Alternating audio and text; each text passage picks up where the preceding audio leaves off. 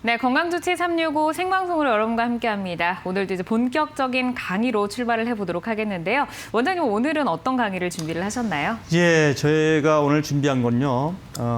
보통 일상생활 시청자 여러분들도 많이 겪고 있는 질환일 텐데요. 보통 그 가사 일이라든가 또는 컴퓨터 많이 쓰게 되면 팔이 저리고 손이 저린 이 상지 저림이 많이 있을 거예요. 그래서 손이 저리다 그러면 되게 먼저 떠오르는 것이 목 디스크가 아닌가 이렇게 이제 걱정이 되잖아요. 이제 목 디스크 외에 다른 다양한 원인들을 살펴보고 거기에 대한 해결 방법을 제가 오늘 알려드리는 시간을 가져보겠습니다.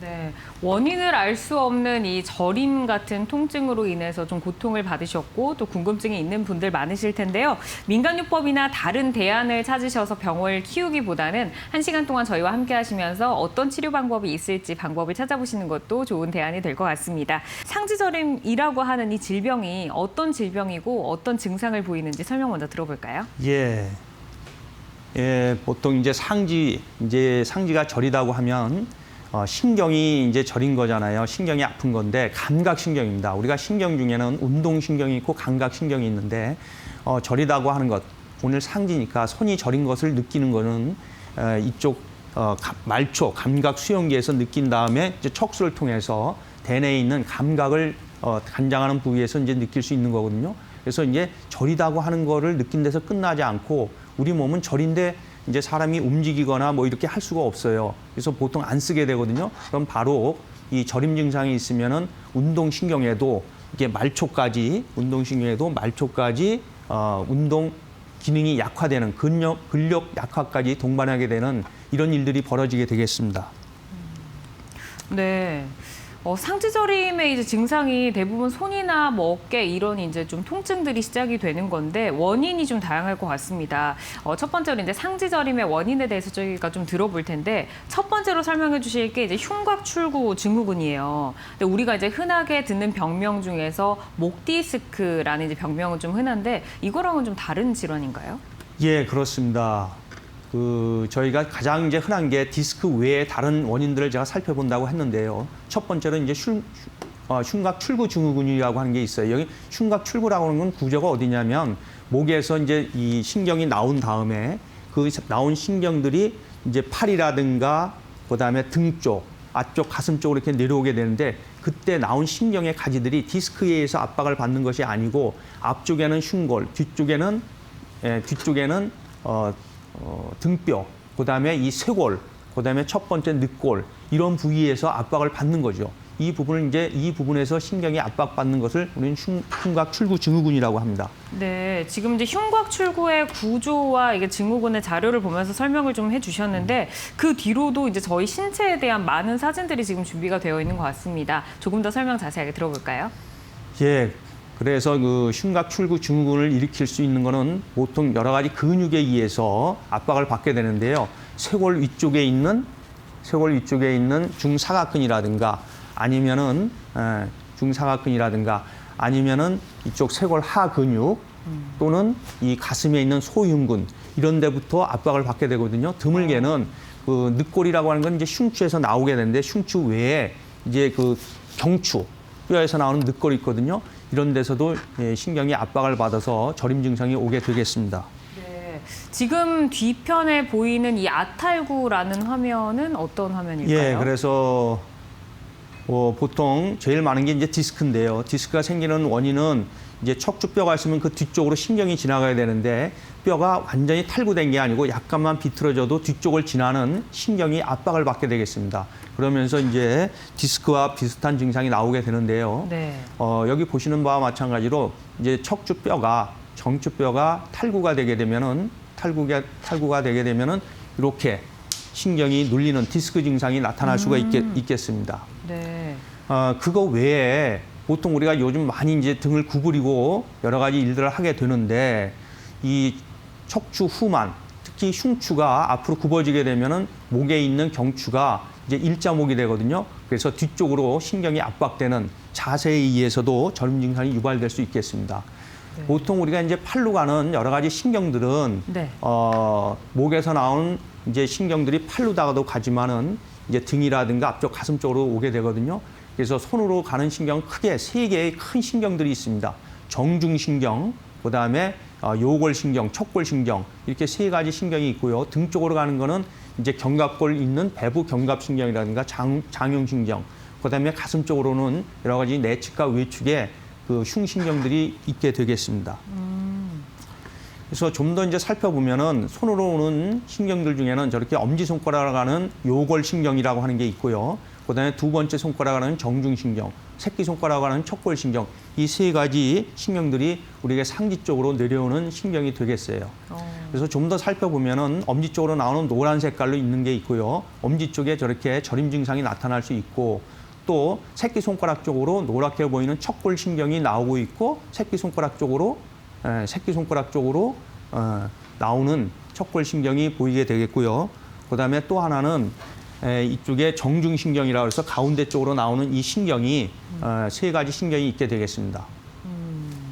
그다음에 아까 또 하나가 이게 이제 가슴 근육에 의해서 눌리는 신경이 있는데요. 내측 흉신경이라고 하는 것이 저 가슴 속에 있는 자그마한 흉근 신경에 의해서 근육에 의해서도 압박을 받을 수 있겠습니다. 네, 이 상지 증후군 중에서 이제 흉곽출구 증후군, 사실 이름도 생소한데 이 흉곽출구 증후군이 쇄골과 이제 첫 번째 갈비뼈 사이를 뜻한다라고 말씀을 해주셨고, 위쪽에 있는 이제 사각근이 이 신경근이 압박을 받으면서 뭐 팔 저림 그리고 손의 저림 뭐 이런 통증들이 발생을 한다라고 말씀을 해주셨는데, 뭐 엄지 손가락부터 뭐 새끼 손가락까지 계속해서 내려가는 근육들이 좀 다르다라는 말씀까지 해주셨습니다. 그렇다면 이제 흉곽출구 증후군 이 원인 그리고 증상 또 어떻게 하면 좀 치료를 해나갈 수 있는지 이 방법까지 설명을 좀 들어볼까요? 예. 보통 그 흉곽출구 증후군은 그 원인이 되는 것이 아까 말씀드린 여러 가지 근육에 의해서도 압박을 받을 수 있기 때문에 우리가 이제 디스크하고 구별이 돼야 되는데요. 보통 한 유병률은 2% 정도로 얘기를 합니다. 그렇지만은 문헌에 보면은 한 8% 정도는 된다고 해요. 그래서 대부분이 손이 저리다려면 디스크로 다 오인하는 경우가 많이 있습니다. 그래서 원인이 되는 여러 가지 근육에서 압박받는 증상이 있는데요. 이게 신경만 압박받는 것이 아니고 신경하고 같이 주행하는 동맥이 압박을 받으면 이게 손이 차게 돼요. 요즘처럼 이제 날씨가 추워지면은 손이 굉장히 차거든요. 그러니까 여름에도 차다는 분이 있어요. 또는 자고 났더니 손이 굉장히 붓는다. 이게 정맥이 압박돼서 그렇습니다. 그래서 흉곽출구 증후군은 이제 디스크와 달리 신경만 저린 것이 아니고 손이 붓는다든가 또는 시리다든가 이런 혈관에 이 문제까지도 동반되는 그런 증상이 되겠습니다. 네. 그래서 이제 흉곽출구 증후군은 어떻게 하면 이제 이 디스크하고 구별하는 것이 중요한데요. 보통 디스크라고 하는 것은 이제 스퍼링 테스트라고 해가지고 목을 뒤로 제끼고 옆으로 제끼는 위에서 누르면은 신경이 저린 증상이 나오고요.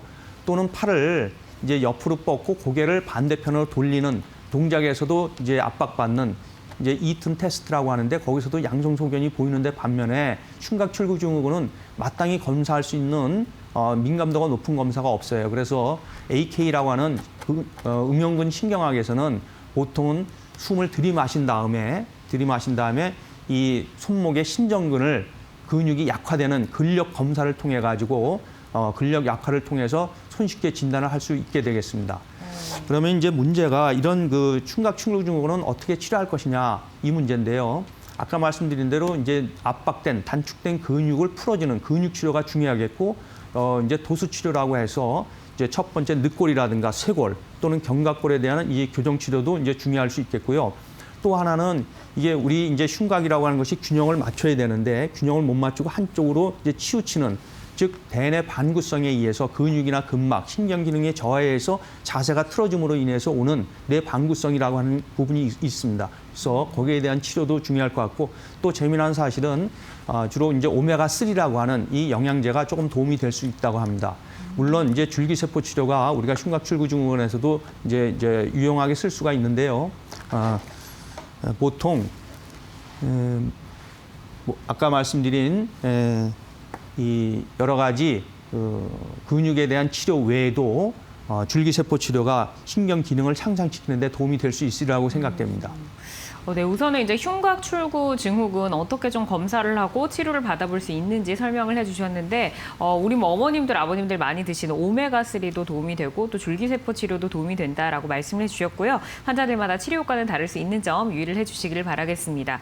사실 상지저림이다라고 하는 이 질환에 대해서 지금 좀 어렵게 느끼실 수 있을 것 같아요. 흉곽 출구 증후군도 조금 어렵고 그런데 원장님께 설명하실 때 평소에 이제 손이 조금 시리면서 부으면서 통증까지 있다라고 하면 이 흉곽 출구 증후군을 의심해 볼 수 있다라고 하셨으니까 혹시 평소에 손이 좀 시리거나 부으시는 분들은 조금 더 집중해서 보시면 도움이 될 것 같습니다. 자, 이번에는 이제 등 통증에 대해서 알아보도록 하겠습니다. 저도 좀 등 통증이 있을 때가 있는데 상지하고 등이 어쨌든 좀 다른 부위잖아요. 이건 어떤 통증일까요? 예, 그래서 등 통증은 이제 사실은 상지저림하고 다른 게 아니고요. 목에서 나오는 아까 신경이 손 쪽으로 가는 3개의 큰 신경이 있고 등 쪽으로 가는 거, 그다음에 가슴 쪽으로 가는 이 신경들이 있다고 했는데요. 등이 아프다고 하면 보통 이제 디스크하고 목 디스크 증상으로도 올 수가 있거든요. 근데 그거 외에 목 디스크 외에 올 수 있는 것이 또 이 경막이라고 하는 부분이 있습니다. 경막이 뭔가 하면은 신경, 목에서 나오는 신경을 싸고 있는 막이에요. 그게 이제 그쪽이 견인 또는 이것이 압력을 받게 되면은 주로는 양쪽으로 다 이렇게 저림 증상이 오거든요. 근데 디스크는 보통 한쪽으로 편측으로 저림이 오잖아요. 그래서 경막에 이제 그 긴장에 의해서 저림이 오는 경우는 양측성으로 온다는 특징이 있고요. 그거 외에 등 쪽으로 가는 신경이 이제 등의 등 배부 경갑신경이라든가 장흉신경 이런 것들이 있고 또 하나의 문제는 등에 있는 뼈, 흉추뼈가 약간 틀어지는 거예요. 또는 등에 있는 근육이 단축이 되면서 고정이 되는 겁니다. 이런 것도 등 통증의 원인이 될 수 있겠습니다. 그래서 요약해서 말씀드리면 등 통증이 올 수 있는 거는 목 디스크도 있지만 등으로 가는 신경도 원인이 될 수 있겠다. 또 거기에 있는 근육이 단축되거나 또는 뼈가 틀어짐에 의해서도 올 수 있겠다고 생각이 됩니다.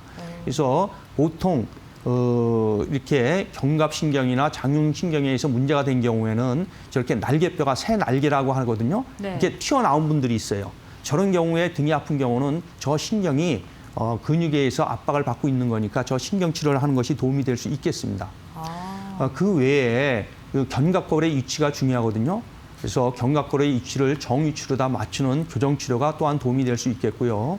아까 말씀드린 근육이 굳어 있으면은 여러 가지 근육 AK 검사를 통해 가지고 전방 고정과 후방 고정 위치를 찾은 다음에 교정 치료를 하게 되면은 등 통증에 많은 도움이 될 수 있겠어요. 네.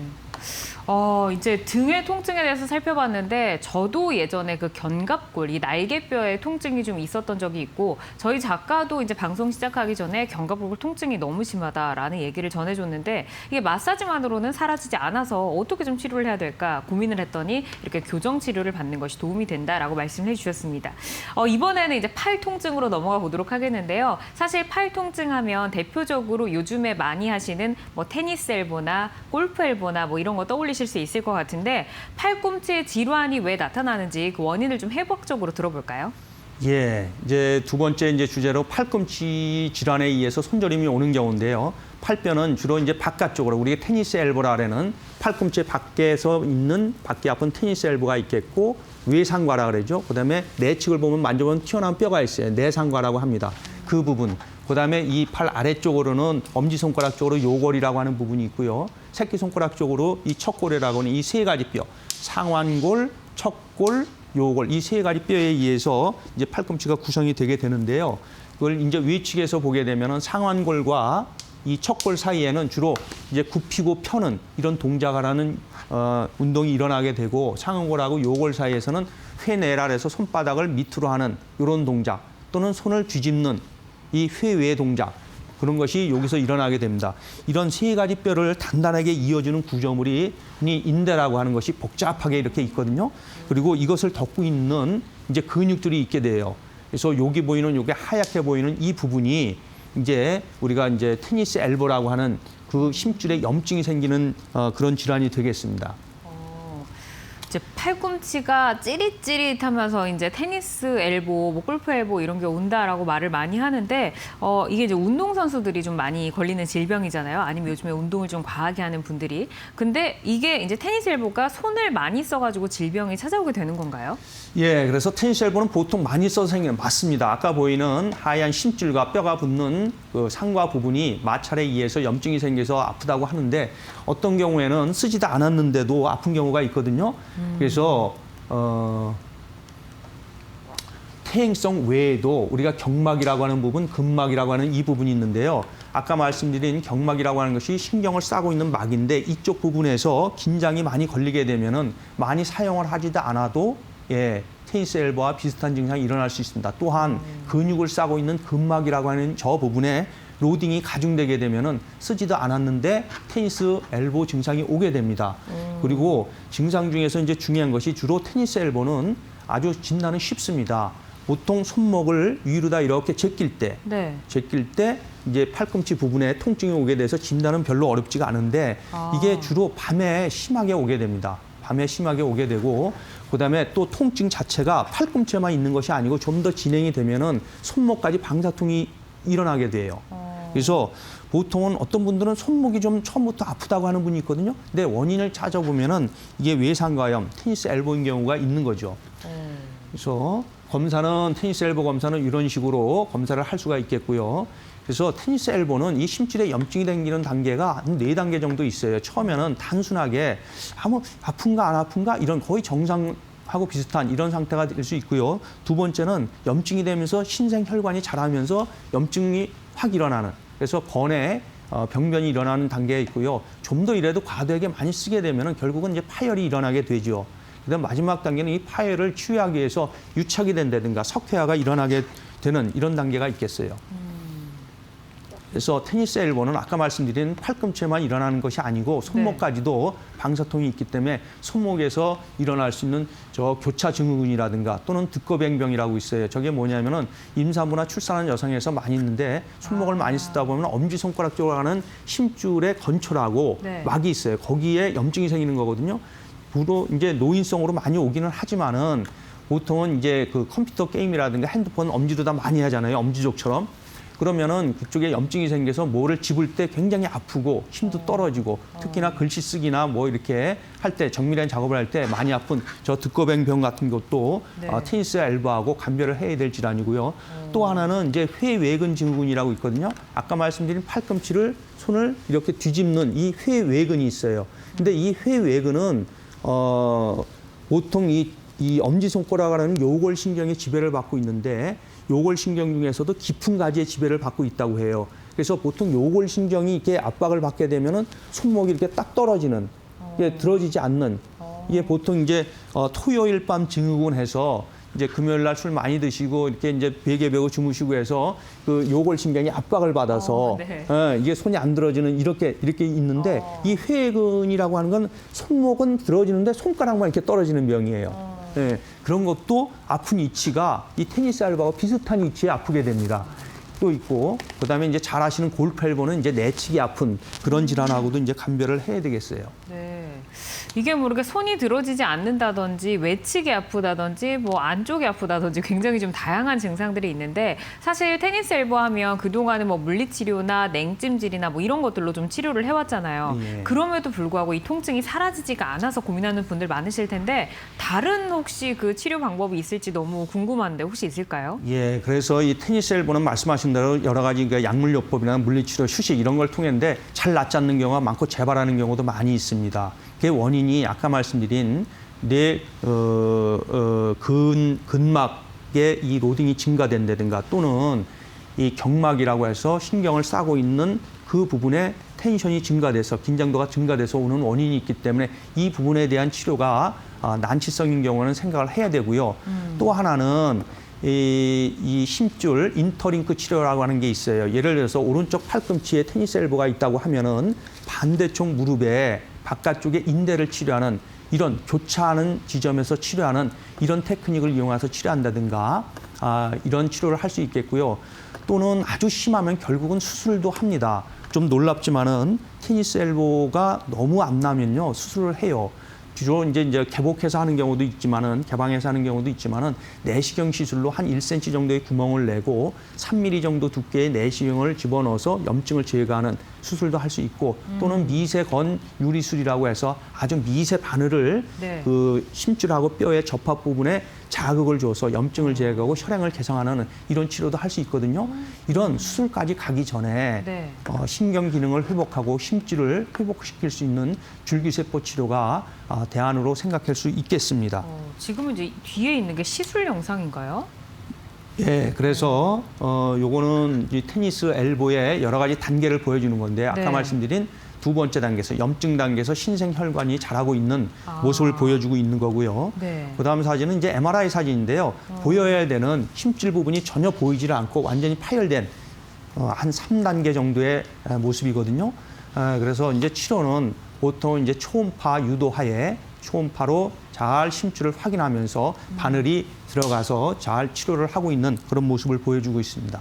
그리고 뭐 안 되면은 이런 네. 식으로 수술까지도 해야 되는 이런 일까지 벌어지거든요. 그래서 아까 말씀드린 여러 가지 경막이라든가 근막선 치료 또는 반대 인터링크를 이용한 심줄 치료 이런 것들을 해보시고 네. 또 대안으로 줄기세포 치료를 해보시고 그래도 안 되면 마지막 수단으로 이렇게 수술까지 해야 되는 경우가 생깁니다. 네. 아까 말씀드린 감별 진단에서 손목이 아파서 오는 경우에 손목뿐만 아니고 테니스 엘보일 수 있다는 생각을 해서 바로 이 심줄이 직선으로 주행하고 엄지손가락으로 가는 이 부분에서 교차되는 심줄이 교차되면서 마찰이 일어나서 통증이 생기는 교차 증후군에 대한 감별도 해 주셔야 되겠고 이 엄지 쪽으로 가는 심줄이 그 무지 외정근이라든가 또는 단무지 신건이라고 하는 이 심줄에 염증이 생겨요. 여기 보면 파란 색깔 있죠? 이렇게 요 건초에 염증이 생기는 듣거병 상당히 많거든요. 이런 질환도 잘 감별을 해서 테니스 엘보를 치료했으면 좋겠습니다. 좀 더 이제 도식화돼서 그림인데요. 네. 위쪽이 손목 위쪽이 교차 증후군이고요. 이쪽 힘줄에 염증이 생기는 게 듣거병병이 되겠습니다. 그리고 아까 말씀드린 또 다른 질환으로 테니스 엘보하고 비슷한 회외근 증후군 돌릴 때 요골신경에 의해서 보이는 이렇게 회외근이거든요. 요 밑으로 이렇게 요골신경이 지나가고 있어요. 좀 더 보시면은 요골신경이 있으면 그 깊은 가지가 요걸 지나가거든요. 그래서 이거를 회전하게 될 때, 손목을 회전하게 될 때 통증이 일어나게 되는 그런 일들이 벌어지게 되겠습니다. 네, 이제 팔꿈치 통증과 그리고 이제 손목의 통증, 손의 통증 이렇게 뭐 돌릴 때, 뭐 굽힐 때 정말 다양하게 나타나는데 왜 이 통증들이 발생을 하는지 좀 해부학적으로 사진을 보면서 설명을 해주셨습니다. 사실은 우리가 뭐 팔꿈치에 뭐 테니스 엘보다라고 생기면 그냥 좀 방치하다가 어느 순간 나아지겠거니 집에서 찜질하고 파스 좀 붙이면 되지, 좀 휴식을 하면 돼라고 생각들 많이 하시는데 수술까지 이제 화면을 보여주셨어요. 그래서 심각하게 되면 수술까지 이어진다는 사실 좀 명심을 하시면서 방송 보시면서 어떻게 좀 조기에 치료를 하면 좋을지 얻어가시면 좋을 것 같습니다. 계속해서 이제 상지저림의 원인인 손목 질환에 대해서 살펴볼 텐데 저도 이제 지금 노트북을 하고 있지만 평소에 뭐 휴대폰이나 노트북 사용이 굉장히 늘어나면서 현재는 손목 터널 증후군으로 진단받는 환자들이 4년간 무려 40%나 증가를 했다고 합니다. 원인과 치료법 궁금한데 한번 들어볼게요. 예, 손목 때문에 이제 저림 증상이 올 수가 있는데요. 많죠. 우리 이제 말씀하신 것처럼 손목 터널 증후군이 이제 대표적인데요. 손목에 우선 이제 뼈를 보면은 이쪽 엄지 손가락 쪽으로 가는 데가 이제 요골이라고 하는 뼈가 있고요. 그다음에 새끼 손가락 쪽으로 가는 이 척골이라고 하는 뼈가 있어요. 그 사이에 수근골이라고 하는 8개의 조약돌처럼 생긴 뼈가 있거든요. 이 뼈가 잘 보시면은 엄지 손가락 쪽은 주로 뼈가 굉장히 조밀해요. 근데 새끼 손가락 쪽은 굉장히 좀 허술하죠. 그 얘기는 엄지손가락 쪽은 주로 안정성, 힘을 쓰는 부분이고요. 이 새끼손가락 쪽은 운동성이 중요한 관절이 되겠어요.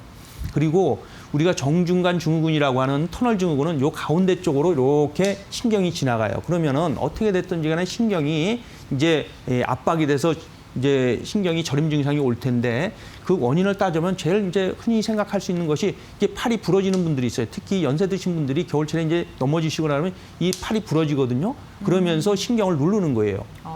또는 부러지진 않은데 이게 많이 쓰니까 이 뼈들이 조밀하게 있지 않고 이게 흩어지는 거죠. 그러면서 압박을 받는 거예요. 이게 아탈구라고 하는 거거든요. 또는 이 신경이 지나가는 이 부분에 이게 정중신경입니다. 노란 거. 근데 이 정중신경 바로 위로다 옆으로 이렇게 지나가는 횡수근 인대라고 있어요. 이것을 많이 쓰게 되면 저것이 두꺼워져요. 그럼 당연히 아래쪽에 있는 신경을 압박을 하겠죠. 그다음에 또 심줄들이 이렇게 여러 하얀 심줄들이 지나가는데 심줄을 싸고 있는 이 건초, 막이 이 마찰에 의해서 터지는 거예요. 그러면 거기서 액체가 흘러나오거든요. 흔히 손등 같은데 바닥 쪽에 이제 혹이 났다고 보시거든요. 그러면서 이 신경을 압박할 수 있는 거예요. 그래서 정중간 증후군의 손목 터널 증후군의 원인을 보면은 아까 말씀드린 이런 골절이라든가 뼈의 아탈구라든가 또는 이쪽에 이 수근 인대가 과도하게 이게 두꺼워진다든가 또는 이 건초가 터진다든가 이런 여러 가지 원인이 있겠습니다.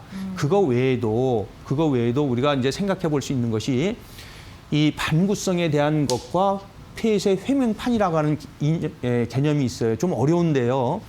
그런 원인 말고 결국은 아까 말씀드린 뇌의 대뇌 반구성에 의해서 균형이 안 맞으면서 경막의 긴장이 증가되면서 올 수 있는 신경 기능이 저하에 의해서 이렇게 저림이 올 수가 있고요. 또 재미난 것은 우리가 대장에서 소장에서 대장으로다가 이렇게 음식물이 넘어가야 되는데 그 넘어가지 못하게 하는 그 막이 있습니다. 밸브가 있는데 그 막을 우리가 회명판이라고 해요. 근데 그게 원활하게 넘어가지 않고 그게 막혀 있는 분들, 즉 내장 쪽에 문제가 있는 분들은 이 손목 터널 증후군이 온다고 하는 겁니다.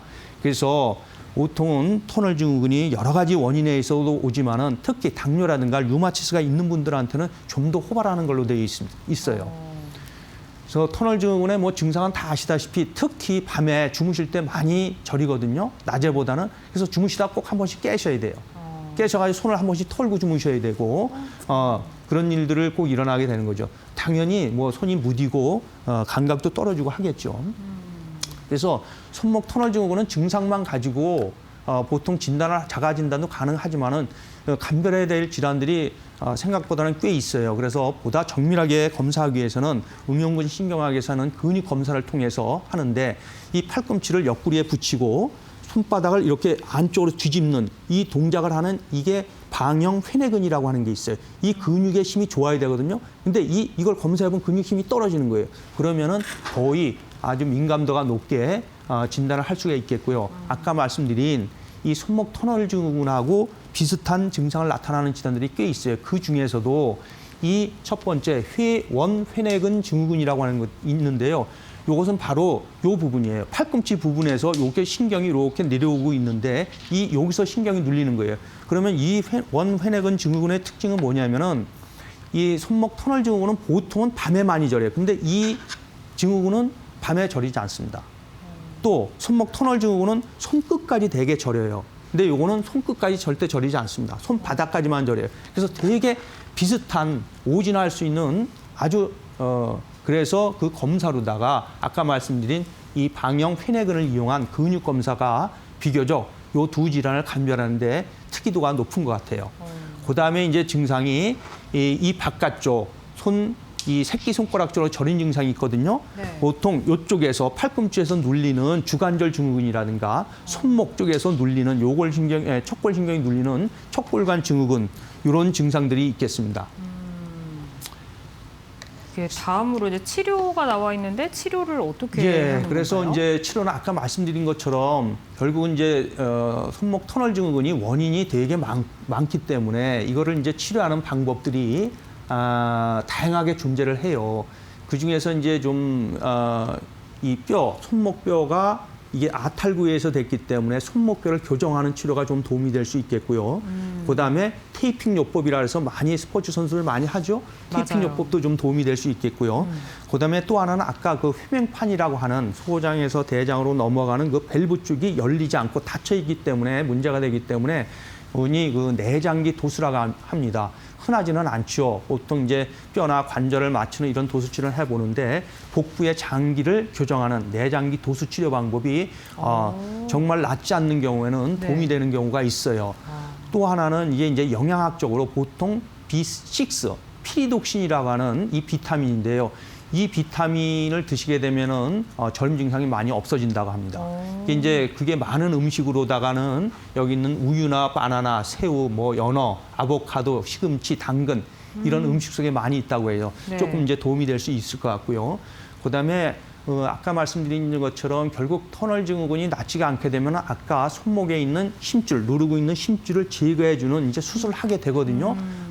이제 그 전에 줄기세포 치료가 아까 말씀드린 그런 경막이라든가 대뇌 방구성을 개선시키는 효과가 있기 때문에 수술 전에 이 줄기세포 치료가 도움이 될 수 있는 부분이 있다고 생각됩니다. 네, 손목 터널 증후군에 대해서 살펴봤는데 이제 우리 뭐 시청자분들께서도 평소에 건강을 위해서 많이 드시는 이런 뭐 B6군에 해당하는 뭐 우유나 아보카도나 연어나 뭐 새우나 뭐 이런 음식들로부터 뭐 교정 치료 그리고 줄기세포 이러한 것들이 도움이 될 수 있다라고 말씀을 해주셨습니다. 좀 이제 이렇게 좀 해부학적으로 보니까 좀 어렵긴 한데 그래도 뭐 내측인지 외측인지 엄지인지 새끼인지 자세하게 설명을 해주시니까 보시면서 자가 진단도 해보시고 나는 저 질환에 좀 해당이 되는 것 같기는 한데 궁금하다 하시는 분들은 저희에게 전화나 문자로 궁금증을 참여를 해주시면 되겠습니다. 이어서 또 조금 생소한 질병을 알아보도록 하겠습니다. 상지저림의 또 다른 원인인데 삼각선유 연골 복합 증후군 이름부터 어려운데 좀 쉽게 설명 들어볼까요? 예, 이게 이제 손목의 이제 대표적인 저림 증상은 아까 말씀드린 이제 손목 터널 증후군인데요. 이번엔 좀 위치를 바꿔가지고 이게 가운데 쪽이 아니고 이제 새끼 쪽인데요. 이쪽 아까 말씀드렸죠. 이쪽은 주로 운동성이 많다고 제가 말씀드렸어요. 많이 움직이는 부분이기 때문에 이쪽은 구조도 허술하기 때문에 이 반월판이라고 하는 삼각 섬유 연골이라고 하는 이 부분은 그 목에 있는 디스크라든가 이거하고 동일한 부분이 되겠어요. 무릎의 반월상 연골이라고 들어보셨죠? 동일한 구조로 이쪽에 압력을 줄여주기 위해서 이 부분에만 이게 연골을 갖다 집어넣은 거예요. 그래서 저 부분이 연골만 있는 게 아니고 뼈 사이에 있는 뼈를 잇는 많은 인대들도 같이 이제 있게 되거든요. 그래서 연골뿐만 아니고 삼각 연골뿐만 아니고 많은 힘줄들이 저 부분에서 같이 손상을 받는 이런 일들이 일어나게 되겠죠. 네. 그래서 보통은 저쪽에 삼각 섬유인대라고 하는 것이 잘 진단도 안 되고 그다음에 일단 증상이 저림 증상, 통증들이 같이 오게 돼요. 그래서 저 부분을 우리가 잘 진단하는 것이 중요한데 그래서 보통은 일반적인 이 검사로다가는 진단이 안 되는 경우가 많아요. 심지어는 초음파 검사로다가도 확인이 잘 안 되거든요. 그래서 할 수 없이 저 부분을 그 MRI를 촬영해서 우리가 이제 확인을 하게 되는데요. 네. 이 부분이 거기입니다. 보통 이쪽 이제 척골 부분하고 이제 새끼손가락 하는 요 부분이거든요. 그래서 네. 여기 새카맣게 보이는 요 부분이 우리가 정상적인 반월상 연골이에요. 삼각 반월상 섬유 연골인데 저 부분이 이제 손상을 받게 되면 보면 여기 하얗게 보이시죠? 이렇게. 네. 이렇게 손상이 되고 찢어지는 거예요. 아. 그렇게 되면은 이제 증상이 여러 가지 통증이라든가 저림 증상이 되는 거 올 수가 있어요. 또 다른 논문에서 보면은 그 연골뿐만 아니고 이렇게 힘줄들도 많이 두꺼워지고 약해지는 이런 일들이 벌어지거든요. MRI를 촬영해서 진단을 해야 되는 그런 질환이 되겠습니다. 네.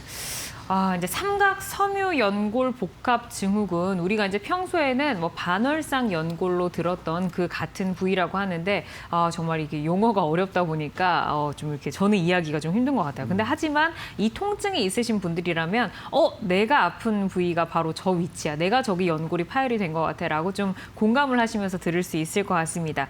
이어서 평소에 약지나 또는 뭐 소지 손가락이 저리다. 나는 저리면서 통증이 있는데 이게 왜 그런지 모르겠다 해서 답답한 분들 계실 텐데 이거는 바로 이제 척골관 증후군이라는 질병이라고 해요. 어떤 질병인지 설명 들어볼까요? 예, 요거는 저희가 이제 사이클 요즘 동호회들 많이 있잖아요. 이렇게 타게 되면 이 손목 바깥쪽인데 아까는 그 연골과 힘줄이 문제가 생기는 삼각 섬유 연골 복합 증후군인데요. 이번에는 그게 아니고 연골이나 힘줄이 아니고 이쪽으로 가는 척골 신경이 눌리는 거예요. 눌리면서 이제 새끼 손가락이 이제 저리게 되는 거죠. 그래서 그걸 보통은 이제 이 척골관 또는 이제 가이언스 터널이라고도 하는데 그래서 이렇게 노랗게 보이는 이런 모양으로 손저림이 오거든요. 네. 예. 그래서 저 부분에 대해서 잘 저리다고 해서 단지 이 터널 증후군, 손목 터널 증후군 외에 다른 질환도 많이 있다는 걸 염두에 주셨으면 좋겠습니다. 그리고 제가 이제 준비한 이제 사진은 지금까지 여러 질환을 제가 말씀드렸는데 보통 이제 아픈 위치, 저린 위치를 보고 감별 진단을 할 수 있는 거거든요. 연습 문제로 한번 강의를 잘 드렸었으면 한번 풀어보시죠. 이 팔꿈치 여기가 아픈 거는 테니스 엘보입니다. 테니스. 그다음에 손을 이렇게 뒤집는 요게 회외근이죠. 회외근 증후군은 요겁니다. 요거는 특징이 손목이 떨어지는 것이 아니고 손가락만 떨어진다고 했습니다. 그다음에 또 손목 위쪽에 교차되는 이 지점에서 교차 증후군이 있고요. 그다음에 엄지 손가락에 이 건초가 염증이 생기는 득결혈병 이런 질환이 있습니다. 그다음에 두 번째로는 이제 손의 모양을 가지고 저림 증상을 이제 구별하는 건데요. 요 첫 번째 있는 사진은 이제 베네딕트 사인이라 해서 예전에 이제 베네딕트 교황님이 꼭 연설하실 때 이런 식으로 하셨다래요. 근데 이게 문제가 두 번째, 세 번째 손가락을 구부리지 못하는 겁니다. 그러면 이거는 정중신경, 아까 터널 증후군에서 말씀드린 정중신경이 압박을 받는 소견이거든요. 매우 특징적인 소견이에요. 그다음에 가운데 있는 손목이 떨어지는 거 말씀드렸죠. 요골신경, 엄지로 가는 요골신경이 압박됐을 때 이런 증상이 오고요. 요거는 새끼손가락이 이렇게 구부러져 있네요. 예, 척골신경이죠. 손상이 있는 겁니다. 그리고 이 사진은 조금 좀 어려운데요. 이제 손가락을 이렇게 동그랗게 하는 거거든요. 요거 이제 동그랗게 이렇게 하는데 이렇게 동그랗게 하고 이렇게 못 만드는 거예요. 이렇게 못 만드는 경우는 동그랗게 하고 이렇게 못하는 경우는 요거는 이제 척골신경에 문제가 있는 거고요. 네. 그다음에 이렇게는 되는데 동그랗게 못 만들어요. 요거는 동그랗게 못 만드는 경우는 우리가 정중신경, 터널 증후군에서 있는 그런 모습이 되겠습니다. 네, 지금까지 상지저림이 생겨나는 원인과 단계별 치료법을 살펴봤는데 자가 진단의 방법을 알려주셔서 저희도 다 함께 이제 손에 스트레칭을 좀 하면서 따라해봤습니다. 방송을 보시면서 내가 이 모양을 하니까 나 아픈데 이 부분 좀 궁금하다 하시는 분들은 저에게 전화나 문자로 상담을 신청해 주시면 정찬일 원장님과 무료로 상세하게 상담을 나눠보실 수 있고요. 자, 그러면 이제 어떻게 좀 치료를 해나가야 할지 치료 방법 좀 더 들여다볼 텐데요. 이제 상지저림이 신경에 문제가 생기는 질병이니까 신경 치료를 해왔는데 그 외에 이제 줄기세포 치료를 언급을 하셨어요. 어떤 효과 있을까요? 예, 그래서 이제 줄기세포 치료가 보통은 기존 치료법 외에 우리가 특히 제가 오늘 소개드릴 부분은 이제 테니스 엘보 치료인데 많이 하고 흔히 많이 있어요. 그런데 이게 난치성으로 갔을 경우 결국 수술을 해야 되느냐? 아니죠. 수술하기 전에 2013년도 인도에서 발표된 이제 논문이에요. 난치성 테니스 엘보 같은 경우에 수술을 할 환자한테 한 번만 줄기세포, 이제 골수 줄기세포인데요. 자가 중간엽 줄기세포를 1회 주사했을 경우에 통증 수치가 이제 확 감소하는 이런 모습을 보여주거든요. 그다음에 거기 있는 심줄이 충분히 재생이 돼서 심줄의 치유를 가속화시킬 수 있다는 이런 논문이거든요. 근데 보통은 테니스 엘보가 이제 심줄에 염증이 생기는 병이기 때문에 줄기세포 외에 기존의 재생 치료로 우리가 프롤로 치료라고 하는 방법이 있고 PRP 치료가 있는데요. 프롤로 치료는 아시는 마찬가지로 이제 고농도 포도당을 이용한 삼투압을 이용한 치료예요. 일단 세포를 죽이고 그 다음에 재생을 유도하는 치료거든요. 그 다음에 PRP 주사는 혈소판을 이용한 혈소판의 성장 인자를 이용해서 재생시키는 거예요. 살아있는 세포가 아니거든요. 나름대로 효과가 있지만은 그래도 안 낫는 경우는 살아있는 줄기세포로 직접적으로 이 테노사이트라고 하는 인대를 증식시킬 수 있는 세포를 유도해서 치료했을 경우에 훨씬 더 질 좋은 인대를 만들 수 있다. 그런 논문이 되겠습니다. 그러면 이제 줄기세포가 도대체 어떤 효과가 있겠는가 했을 때 기존에 우리 통증 쪽에서 관절이라든가 오십견, 디스크 쪽에 많이 썼잖아요. 연골 재생하는 데 썼는데 제가 오늘 말씀드린 줄기세포의 효용성은 세 가지입니다. 염증을 많이 감소시킬 수 있다. 심줄에 염증이 생기는 거기 때문에 염증을 많이 감소시키고 인대를 강화시킬 수 있다. 그다음에 그 어디에도 없는 말초신경의 재생 효과를 볼 수 있는 치료는 제 생각으로는 줄기세포가 유일하지 않는가 이렇게 생각이 됩니다. 그래서 줄기세포 치료는 결국은 만능세포인데 많은 기관이나 세포로다가 분화될 수 있는데요. 여기는 아까 말씀드린 어떤 PRP가 갖는 성장인자 외에 혈소판이나 성장인자 외에 그 염증을 제거할 수 있는 백혈구 또는 그런 것들을 모아드릴 수 있는 SDF1알파라고 하는 여러 가지 성분들이 있기 때문에 아마 좋은 효과를 낼 수 있을 것 같고요. 이런 살아있는 줄기세포를 우리가 공인된 이런 장비를 이용해서 분리 농축을 해서 정밀하게 주사를 하게 되면은 우리가 난치성인 경우에 꽤 도움을 받을 수 있지 않는가 이렇게 생각이 됩니다. 네. 네, 저희가 이제 줄기세포 어떻게 하면은 좀 치료 효과를 얻어볼 수 있을지 설명을 들어봤습니다. 치료 효과는 환자분의 나이나 치료 시기, 상태에 따라서 다를 수 있다는 점 기억을 해주시고요. 상지저림의 원인과 치료법 살펴봤는데 핵심 치료법 한 장으로 정리해드립니다.